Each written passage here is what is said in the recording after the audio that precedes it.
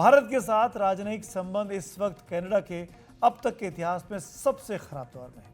Canada की Justin Trudeau सरकार ने एक खालिस्तानी आतंकी हरदीप सिंह निज्जर की हत्या में भारत सरकार का हाथ होने का आरोप लगाया। हालांकि उसका कोई सबूत अब तक नहीं दिया है और यह भी मान लिया कि सबूत नहीं है। खुद प्रधानमंत्री ट्रूडो ने। भारत ने इसे लेकर ट्रूडो सरकार को लगातार कटघरे में खड़ा किया। उधर ट्रूडो सरकार स्थानीय राजनीतिक हितों के लिए खालिस्तानी अलगाववादी को बढ़ावा दे रही है। इसके कई सबूत लगातार सामने आए हैं। ट्रूडो सरकार की वजह से खालिस्तानी आतंकवादियों का दुस्साहस कितना बढ़ गया है उसे देखना है तो ये वीडियो, ये तस्वीरें आप जरूर देखिए। कनाडा के ब्रैम्पटन में एक हिंदू मंदिर है और वहां मौजूद श्रद्धालुओं पर रविवार को खालिस्तानी अलगाववादियों ने अचानक हमला कर दिया। इस पूरी वारदात का ये वीडियो हिंदू फोरम कनाडा ने अपने सोशल मीडिया हैंडल एक्स पर शेयर किया, जिसमें खालिस्तानी अलगाववादी हाथों में पीले झंडे लेकर मंदिर परिसर में उत्पात मचाते हुए दिखाई दे रहे हैं।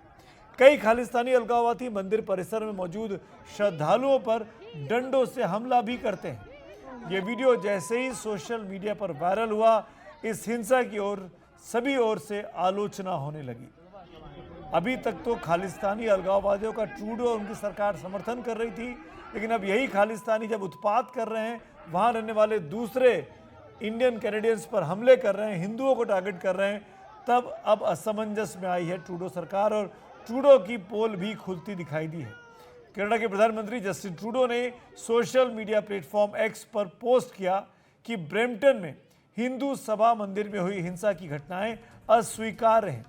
कनाडा की संसद में भारतवंशी सांसद चंद्र आर्या ने कहा कि कनाडा में खालिस्तानी चरमपंथियों ने आज एक रेड लाइन पार कर ली है। मंदिर के परिसर के हिंदू कनाडाई भक्तों पर हमला दिखाता है कि कनाडा में खालिस्तानी हिंसक उग्रवाद कितना गहरा और निर्लज्ज हो गया है।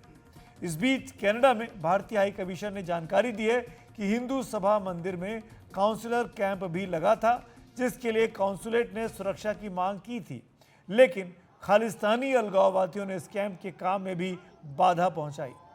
अब सुरक्षा के हालात को देखते हुए ही काउंसलर कैंप लगाया जाएगा। इस बीच ब्रैम्पटन के मेयर पैट्रिक ब्राउन ने ऐलान किया कि वो शहर के स्थानीय सदन में एक प्रस्ताव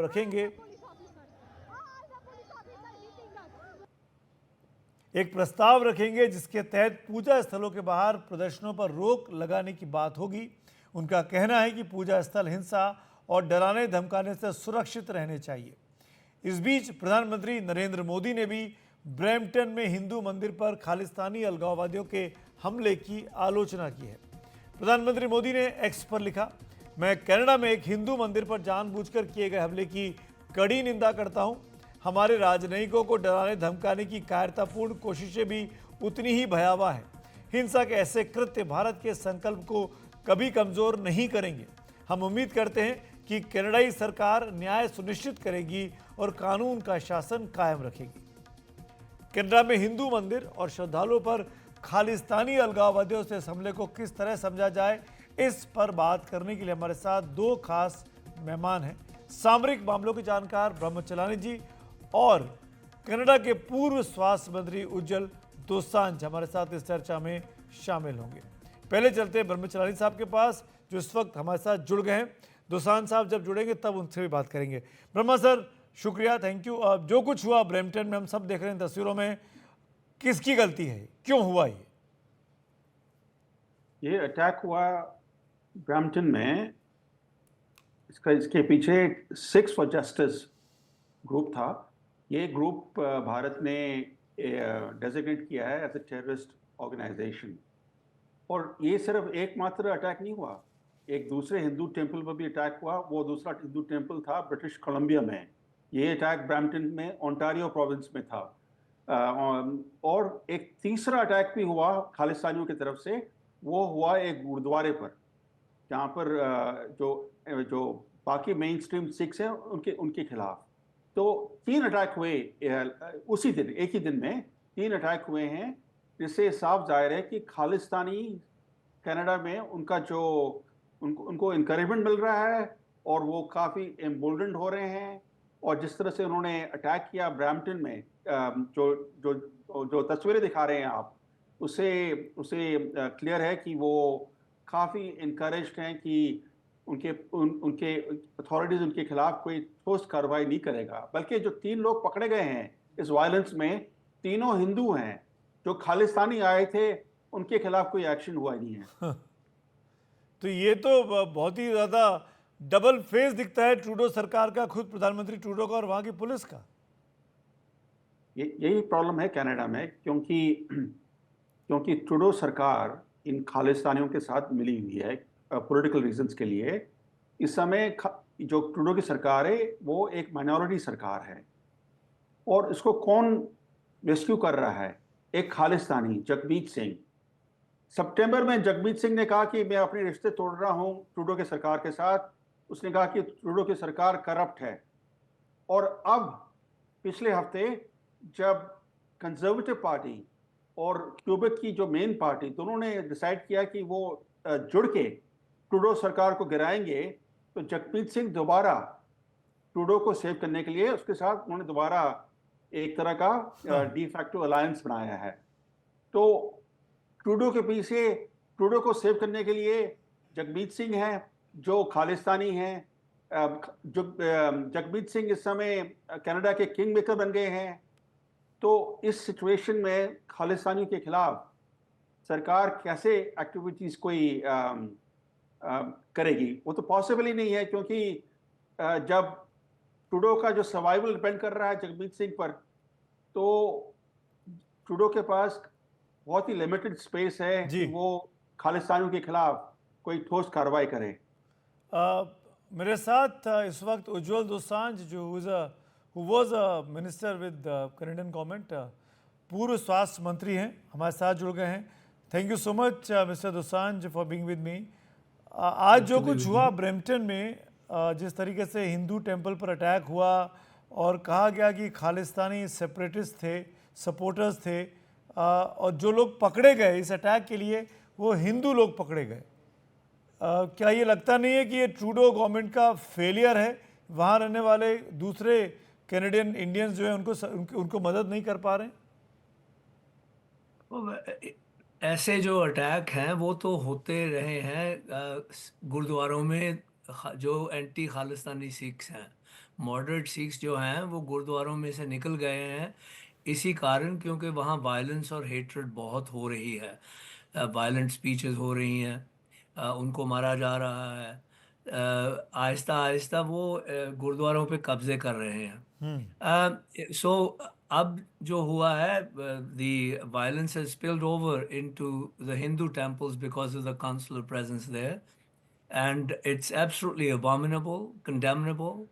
But the three political leaders, national leaders of Canada, have denounced the violence, but not denounced the Khalistanis. They've not even named them. They've not called them out. That's because, you know, political class in this country so rahi hai, total amnesia mein hai. And जो खालिस्तानी हैं वो उनका एक तो counsellors को रोकने का इरादा था कि काउंसल जनरल जो हैं उनको वो काम ना कर सकें लोगों के लिए, लाइफ सर्टिफिकेट वगैरह जो दे रहे थे। दूसरा, शायद वो कामयाब हो सकें, वो सोचते हैं, हिंदू और सिखों में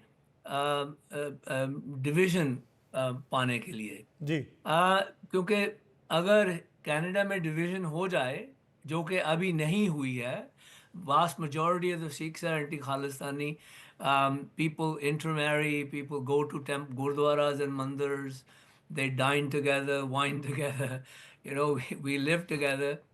And so they haven't succeeded. But if they succeed in separating the communities here and sowing division, and they're hoping, their dream one day that they can then import or export that division into Punjab, which doesn't exist in Punjab. दोस्तान साहब, आपने बहुत अच्छी बात कही और मैं इसी पे पॉइंट पे आपसे पूछना चाहूँगा, अगर मेजॉरिटी सिख कम्युनिटी खालिस्तान के फेवर में नहीं है और गुरुद्वारों पर अगर इन खालिस्तानी सपोर्टर्स का, इन सेपरेटिस्ट का कब्जा होता जा रहा है, आपको लगता नहीं है कि ट्रूडो गवर्नमेंट का ये फेलियर है कि इंडिया के इंटरनल पॉलिटिक्स के लिए या अपने इंटरनल फायदे के लिए वो दो देशों के संबंध खराब कर रहा है? Well, yeah, whether it's to do with the relationship between the two countries, he's certainly not antagonizing the Khalistanis because, as you know, in elections, in closely contested ridings, even 500 to 1,000 votes may make a difference in winning or losing a riding.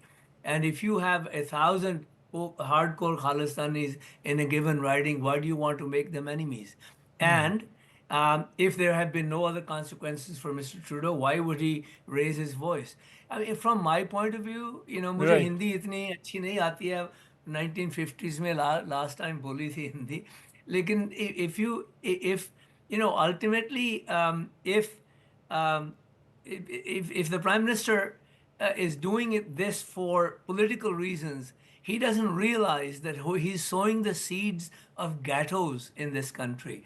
Because if you have this kind of hatred breeding under his nose and he pays no attention, and the other political parties pay no attention, and the conservatives also joined by canceling the Diwali event, which I personally used to attend when I was an MP. Ji. When you do that, you are doing it for your short-term benefit. In the last analysis, if you continue to be blind to these issues, which Mr. Trudeau is, because he's in bed with the Khalistanis. Khalistanis and Islamists were in his cabinet. They supported him in his leadership campaign. I personally know that because I was involved in the previous leadership campaign. So I know who went from the previous leadership campaign and supported Mr. Trudeau. And so Okay. Mr. Trudeau, he essentially has grown up on Khalistani and Islamist hatred. And he can't give it up. And they were in his cabinet. They spent time in his cabinet. Now they're not. So we shouldn't really hope very much from Mr. Trudeau for change. Right. But absolutely, I must say, I was the Attorney General of the province of British Columbia for over 4 years, and I know the RCMP. I know other police forces. I know how they function. But in this particular case, and in the case of the Air India itself, it's an absolute political failure of the political class and the law enforcement Right. in both cases.